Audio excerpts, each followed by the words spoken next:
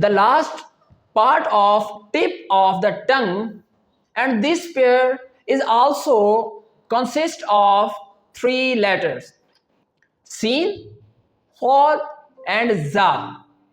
During these three letters pronunciation, you have to make sure that your tongue is not touching the upper front teeth. Okay, so how can we pronounce these three letters?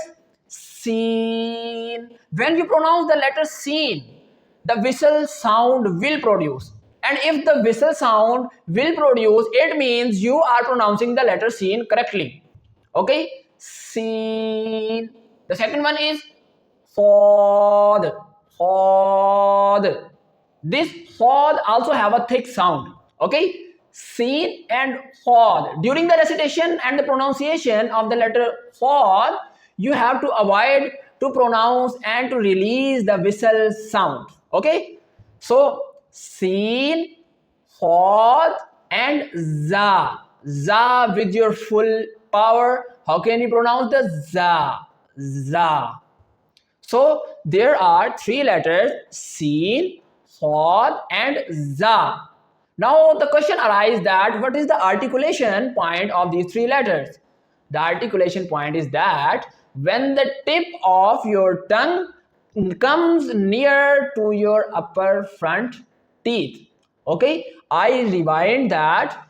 When the tip of your tongue comes near to the upper front teeth. Okay, here you have to remember that you have not to put and you have not to touch your tongue to the upper front teeth. So with that rule, if we make a connection of Hamza Fatha with these three letters, we will be able to know their correct articulation point.